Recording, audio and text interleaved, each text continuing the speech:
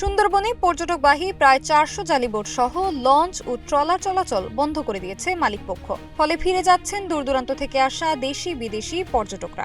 ৪ জানুয়ারি রোববার নৌপরিবহন অধিদপ্তর কর্তৃপক্ষ মোংলার ফেরিঘাটে অন্তত ৩০টি জালিবোটের উপরের অংশের অবকাঠামো ভেঙে দেয়। এতে বোটের সৌন্দর্যের পাশাপাশি পর্যটকদের বসার পরিবেশ নষ্ট হয়। তাই নৌপরিবহন অধিদপ্তরের এরূপ কর্মকাণ্ডের প্রতিবাদে ধর্মঘটের ডাক দিয়েছে ক্ষতিগ্রস্ত বোট মালিকরা। বন্ধ করছে কারণ হচ্ছে আমাদের প্রত্যেকটা বোট মানসম্মত এবং সুন্দর বোট ছিল। ডিজি শিপিং থেকে আমাদেরকে কাগজ করার জন্য প্রেশার দেওয়া হয়েছে। যখন প্রেশার দেওয়া হয়েছে আমরা তাদেরকে বলছি আমরা এই কাগজ করতে পারবো না। আমাদের বন্দরের নদী ব্যবহার করি, বন্দর থেকে আমাদের প্রডিউস করা আছে এবং পৌরসভা থেকে ট্রেড লাইসেন্স করা আছে প্রত্যেকটা বোটে, এবং সেফটির জন্য আমরা লাইফ জ্যাকেট ব্যবহার করি এবং রিন বয় আছে। যখন তারা এই কালকে আমাদেরকে এসে আমাদের প্রত্যেকটা বোট নৌবাহিনী কোস্টগার্ড সহকারে আমাদের বোটের উপরের সোপা এবং উপরের রেলিং তারা নিজ দায়িত্বে তারা কেটে তারা ট্র্যাক ভরে নিয়ে চলে গেছে, যার জন্য আমাদের ড্যামেজ হচ্ছে অনেক টাকা। এবং তারা লাইসেন্স আর বোট চালাইতে দেবে না। আমরা 2টি লাইসেন্স করি, প্রডিউস এবং ট্রেড লাইসেন্স। আর এই জন্য আমরা এটা বন্ধ রাখছি এবং এই বন্দরটা হচ্ছে নিজ নিজ মালিক উদ্যোগে এই বন্দরটা থাকবে হচ্ছে। আমরা এখন পর্যন্ত অস্থায়ীভাবে বন্ধ রাখছি। যদি এর কোনো সঠিক এবং সুনির্দিষ্ট কোনো সমাধান যদি না হয়, আমরা তাহলে স্থায়ীভাবে আমরা এই ট্যুরিজম ব্যবসা আমরা বন্ধ করে দেবো এবং আমরা এই ব্যবসা করব না। সোমবার সকাল থেকেই সুন্দরবনে পর্যটকদের প্রবেশ ও ভ্রমণ সম্পূর্ণ বন্ধ রয়েছে।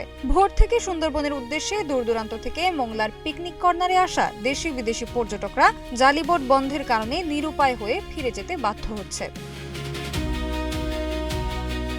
মোংলা বন্দরে যন্ত্রচালিত মাঝি মাল্লা সংঘের সভাপতি মোহাম্মদ দেলোয়ার হোসেন জানান, নৌপরিবহন অধিদপ্তরের হয়রানির প্রতিবাদে সকল নৌযান মালিকেরা নিজ নিজ জালিবোট, ট্রলার ও লঞ্চ চলাচল বন্ধ রেখে ধর্মঘট শুরু করেছে। ধর্মঘটের আওতায় রয়েছে প্রায় ৪০০ লঞ্চ, জালিবোট ও ট্রলার। তারা কিছু শর্তও দিয়েছে।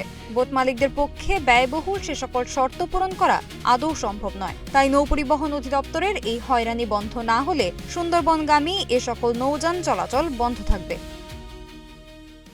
জালিবোট এর জন্য চালাচ্ছি না যে এখানে একটা ডিজি শিপিং এবং প্লাস আপনার বিআইডব্লিউটিসি এরা এসে আমাদের কাছে এরকম যে তাদের লাইসেন্স করতে হবে, ড্রাইভিং লাইসেন্স করতে হবে, বোর্ডের লাইসেন্স করতে হবে। আর এই যে বোর্ডের লাইসেন্স বাৎসরিক এদের প্রায় 30 থেকে 40 হাজার টাকা আসে। আমরা বছরে আমরা কোনো 3 মাস সুন্দরবন আমরা চালাই, 3 মাস সুন্দরবন বন্ধ থাকে এবং জুন জুলাই ঝড়ের মাস, এবং তারপরে হলো যায় জুন জুলাই পরে হলো যায় বৃষ্টি শুরু হয়। আমরা টোটাল 3 মাস বোট চালাই আর 6-7 মাস আমাদের বোটগুলো চরে টাইনে তৈরি আমরা। তো এই 3 মাসের জন্য যে আমাদের পরে যদি এরকম একটা বোঝা চাপাই দেয় যে লাইসেন্স করতে হবে, এটা আদৌ আমাদের দ্বারা সম্ভব হবে না। যেহেতু তাহলে আমাদের ভোট বেশা আমাদের ছেলে মেয়ে না খাওয়াই রেখে তবে এইটা আমাদের করতে হবে, তো এটা তো আমরা পারবোই না। যার জন্য আমাদের ভোট আমরা বন্ধ রাখছি। এটা আমরা এই যাত্রীবহন সরকার যদি আমাদের বা প্রশাসন যদি আমাদের এই ব্যাপারে কোনো ডিসিশন যদি না নেয়, ফয়সলা যদি না নেয়, তো আমাদের ভোট এভাবে বন্ধ থাকবে। আর আমরা এটা আমাদের কাছে আমাদের একটা আবেদন, আমাদের একটা এটা দাবি যে আমরাও তো এই দেশের নাগরিক, যাতে আমাদের ছেলেপেলে আমাদের পরিবার নিয়ে যাতে আমরা যাতে দুমোটো ডাইল ভাত খেয়ে বাঁচতে পারি।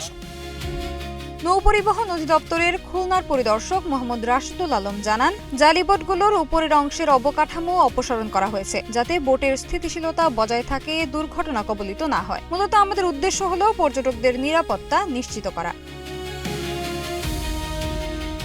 সোনালী সাহা, নাগরিক প্রতিদিন।